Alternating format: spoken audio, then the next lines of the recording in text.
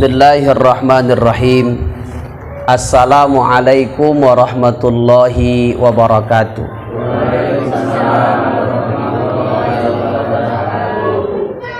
Alhamdulillahi rabbil alamin, wa bihi nasta'in ala umurid dunya waddin.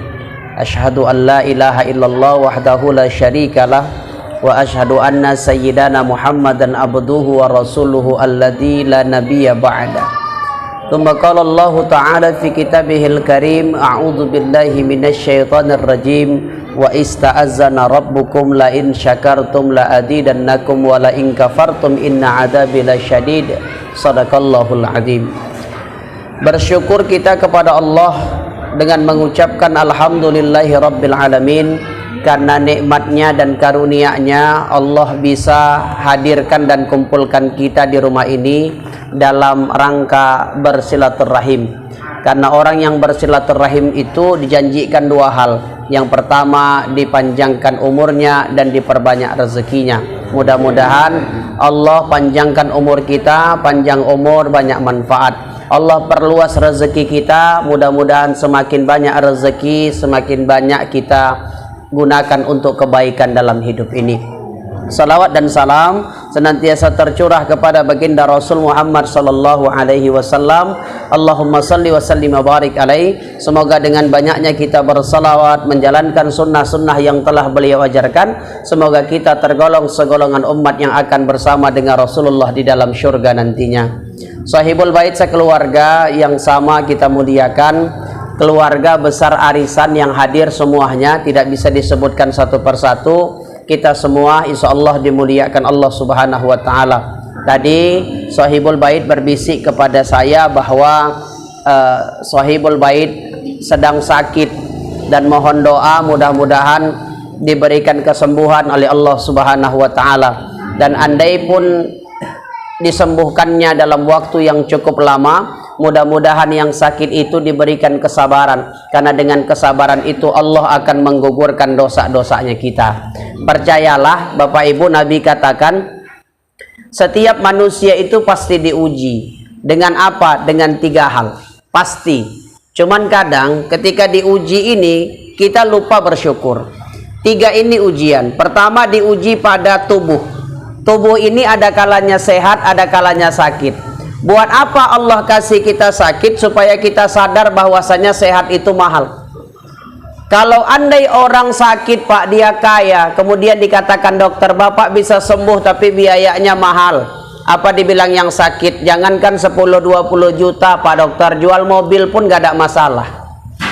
Yang penting aku bisa sehat. Ada orang sakit biaya mahal, maka dia rela berobat semahal apapun, yang penting dia bisa sehat. Ini bukti apa? Sehat itu mahal. Cuman kadang-kadang kita dikasih sehat, bersyukurnya kurang. Terlebih yang dikhawatirkan Allah terhadap makhluknya itu bukan rezeki yang kurang, tapi rasa syukurnya. Manusia itu kata Allah orang yang selalu mengeluh. Manusia itu makhlukku yang selalu mengeluh. Bu, kalau kita dikasih sakit, ya kita doa sama Allah mudah-mudahan sehat. Karena bu, ujian sakit itu pasti diderita walaupun penyakitnya masing-masing. Ada orang sudah jaga makan tapi Allah bilang, oh dia akan dikasih penyakit diabetes, kena diabetes. Dia udah jaga makan, pada akhirnya memang dikasih Allah, oh dia aku kasih dulu. Padahal dia udah diet tapi dikasih gemuk, gemuk juga. Sampai pada akhirnya dia iri nengok kawannya, kau kok diet bagus saja badanmu, apa karena diet? Enggak juga, rezekinya gemuk. Tapi yang pastinya hal yang mahal apa? Kalau kau tahu sakit itu mahal, maka ketika sehat banyak-banyaklah bersyukur. Mohon maaf nih, kadang-kadang lagi senang kita jarang ingat Tuhan. Tapi dikasih sakit istighfar aja kerjaan kita. Nggak percaya bapak-bapak tes lah. Pernah nggak sakit gigi jam 2 malam? Coba. Gitu sakit gigi jam 2 malam, beli obat apotek nggak ada yang buka, ke dokter nggak ada yang buka. Dari jam 2 malam sampai pagi Pak, istighfar aja dia. Ya Allah, semua upaya dilakukan. Itu bukti sehat itu mahal.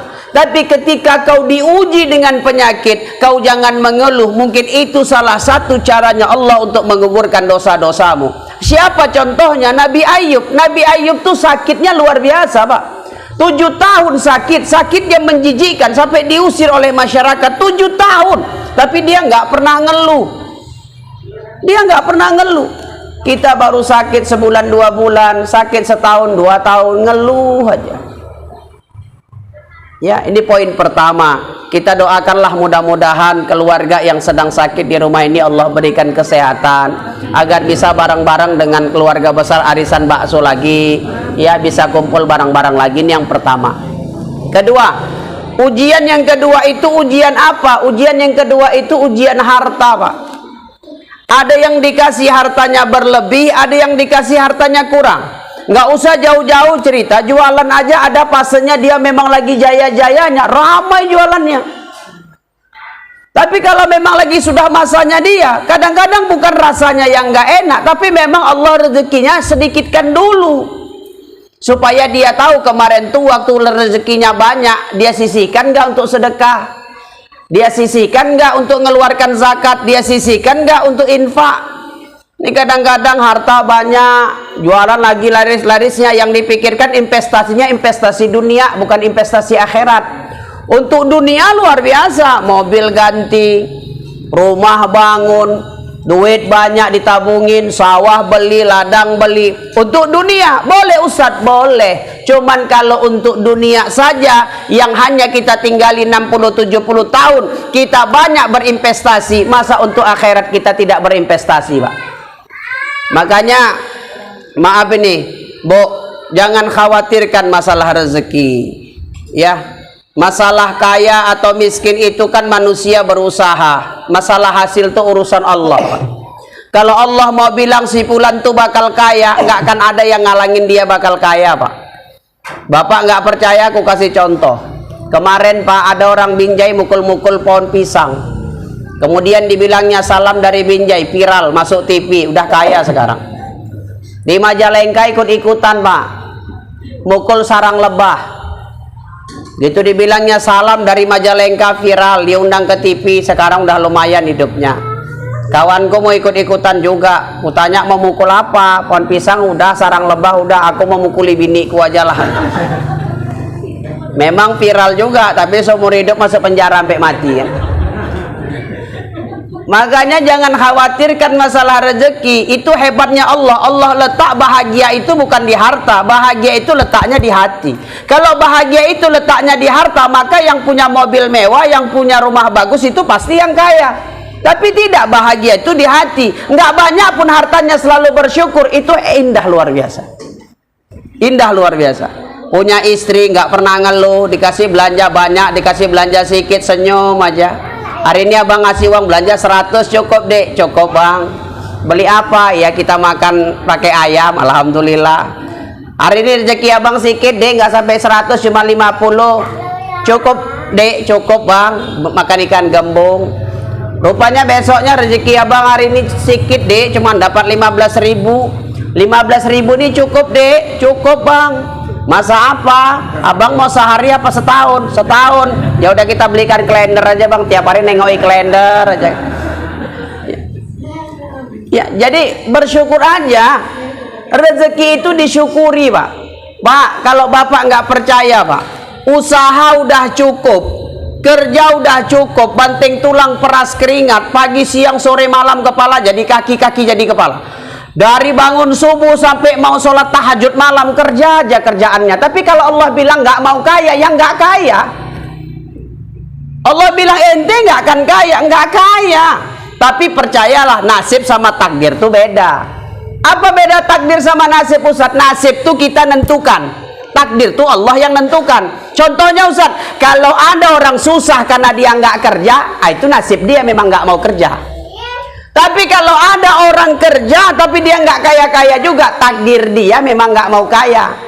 Ada yang rezekinya dikasih banyak, ada, tapi kadang-kadang habiskannya lebih banyak.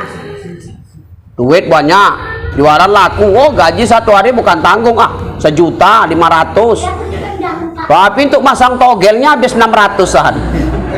Gaji 500, masang togel 600.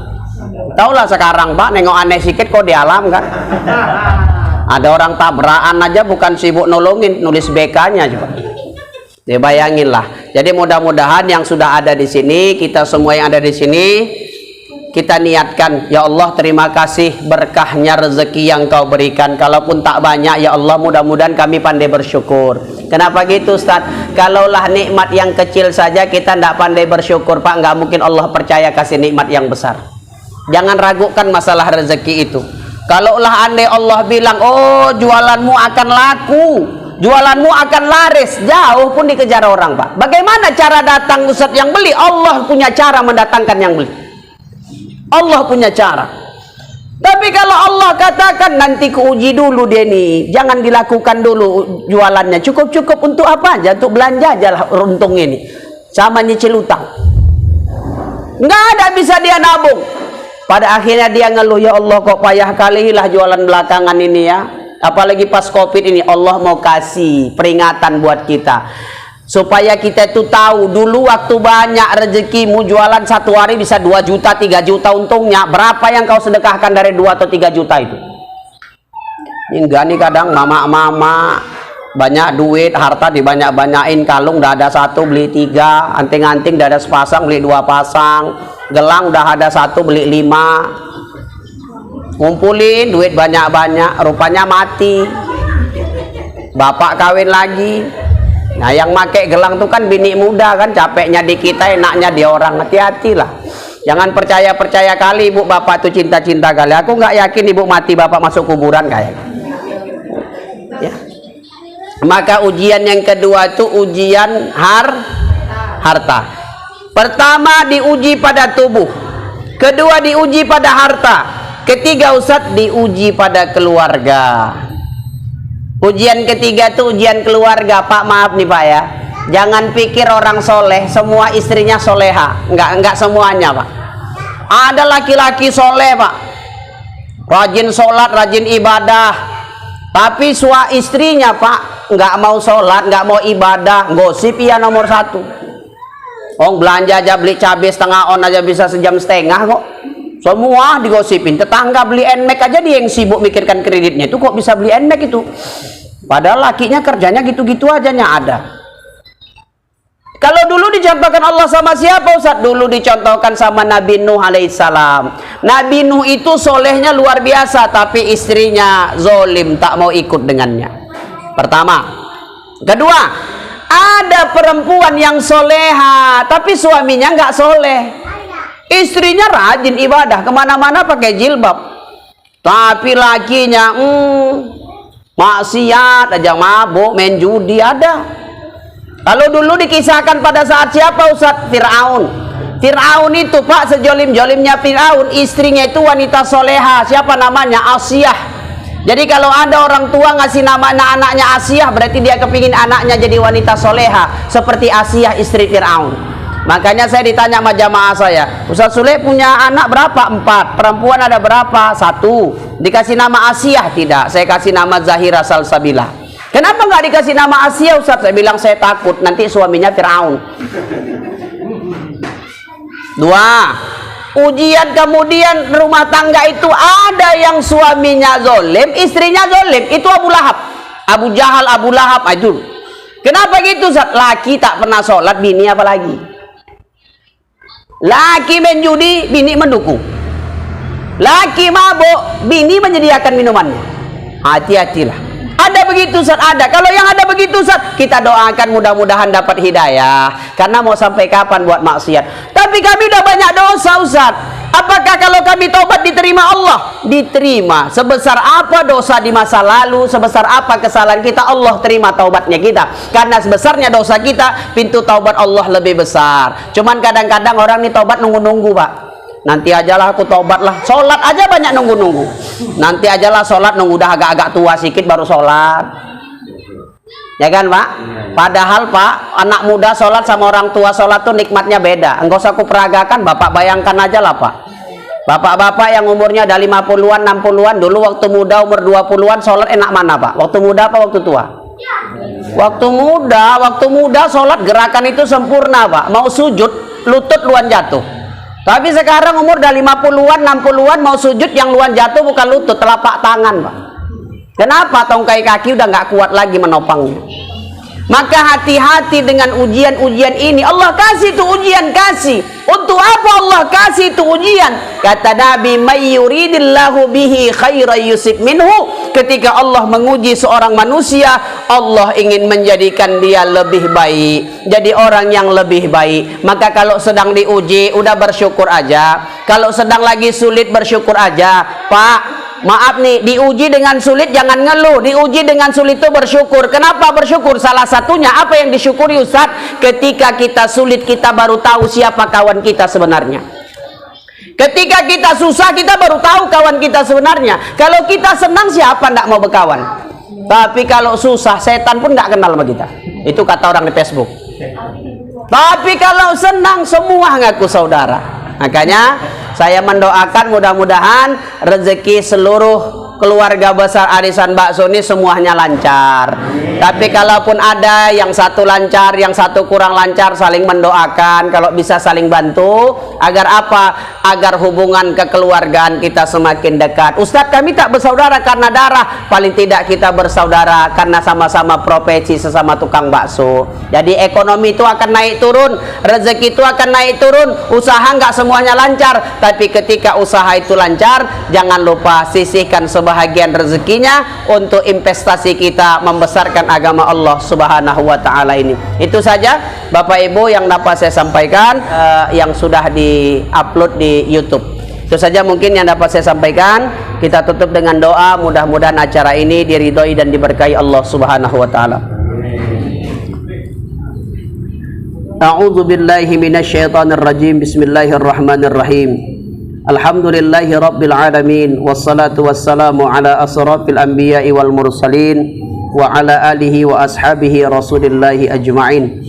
Allahumma ya muhawwilal ahwal, hawwil halana ila ahsanil hal. Ya Allah ya Rahman, karena izinmu, karena ridhamu ya Allah, Kau kumpulkan kami di rumah saudara kami ini ya Allah. Jadikanlah rumah saudara kami ini dan rumah-rumah kami ya Allah jadi rumah-rumah yang bercahaya dengan cahaya-cahaya surga. Ya Allah ya Rahman, kalaulah ada di antara kami yang hadir hari ini dalam keadaan sakit ya Allah, maka dengan kuasa-Mu sehatkanlah penyakit itu ya Allah. Andai pun tidak Engkau sehatkan, jadikan penyakit itu membuat kami sabar, dan dengan sabar itu Engkau hendak menggugurkan dosa-dosa kami dari tubuh kami.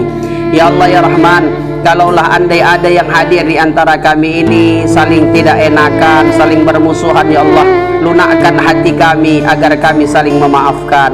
Ya Allah ya Rahman, eratkan hubungan persaudaraan kami. Andai pun kami tidak bertakdir bersaudara karena darah, kami tetap bersaudara ya Allah, karena kami bersaudara dengan profesi yang sama. Ya Allah ya Rahman, kalaulah andai ada hari ini saudara kami di arisan bakso ini yang jualannya lagi sulit, ekonominya lagi sulit ya Allah. Ya Allah, kami tahu Engkau menguji hamba-Mu tidak mungkin melebihi kesanggupannya. Kami tahu ya Allah, ini hanya ujian bagi darimu ya Allah. Ya Allah, mudah-mudahan yang lagi sulit ekonomi ya Allah, mudahkan, lancarkan ekonominya ya Allah. Dan yang sudah lancar ya Allah, mudah-mudahan mereka mau menyisihkan sebahagian rezekinya untuk beribadah kepada Engkau ya Allah. Ya Allah ya Rahman, jaga kami dengan iman dan takwa sampai nanti maut datang menjemput kami. Ketika maut itu datang menjemput kami, mudahkan lisan kami untuk mengucapkan la ilaha illallah Muhammadar Rasulullah. Allahumma rabbana taqabbal minna du'ana innaka antas samiul alim wa tub alaina innaka antat tawwabur rahim.